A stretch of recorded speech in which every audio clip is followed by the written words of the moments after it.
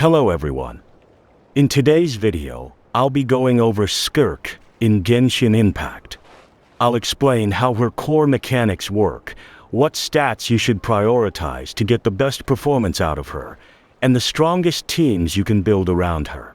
First, I will explain the stats you should prioritize when building Skirk.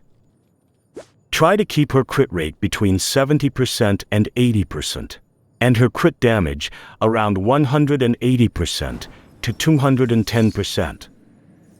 If you can get more crit damage while maintaining good crit rate, that's even better. Make sure she also has some cryo damage bonus. You can easily get this by using a cryo damage bonus goblet in her artifacts. Her signature weapon is very strong for her, but if you don't have it, it's not a problem. As long as you maintain good crit rate, crit damage, and attack, she will still perform very well. About her artifacts.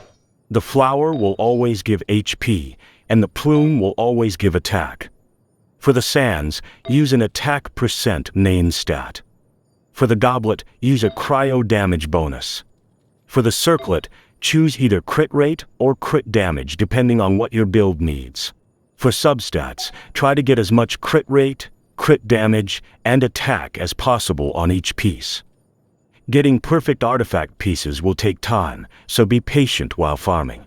Here is a quick damage showcase with my current build. I am not using any strong buffs from other characters. Only Escoffer is present, and the others are used only for hydro support.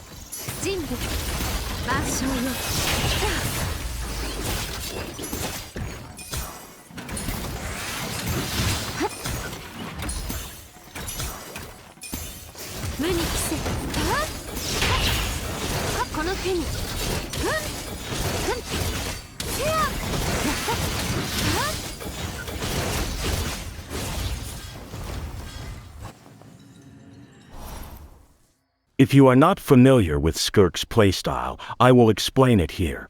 First, use Escoffier's skill. Then apply Hydro, and apply Hydro again using another character. You will see 2 rifts appear on the sides. When you use Skirk's skill, the total number of rifts becomes 3.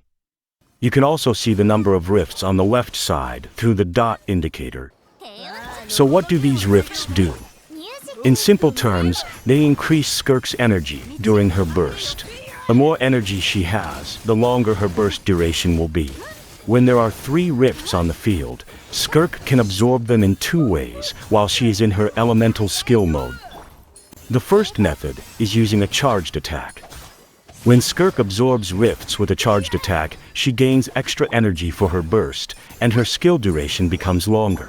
This allows her to stay on the field longer and continue dealing cryo damage with her normal attacks.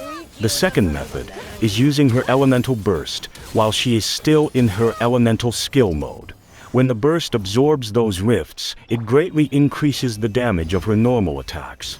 The more rifts she absorbs before or during this burst, the stronger her normal attacks will become. In simple terms, rifts are the core part of Skirk's gameplay. You create them with cryo and hydro reactions, then absorb them with charged attacks or burst to extend her skill time and greatly increase her damage. Skirk's elemental burst has 2 different modes depending on when you use it.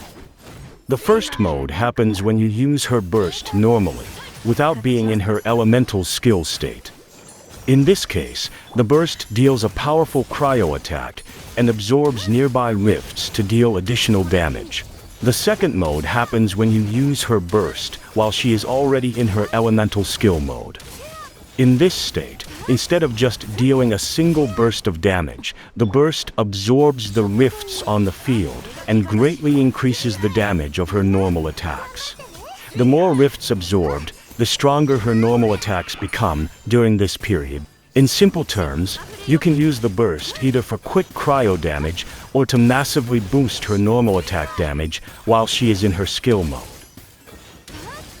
So that was a simple explanation of Skirk's playstyle and the best stats for building her. In the next video, I will cover the best teams you can use with Skirk. Don't forget to subscribe, and I'll see you in the next one.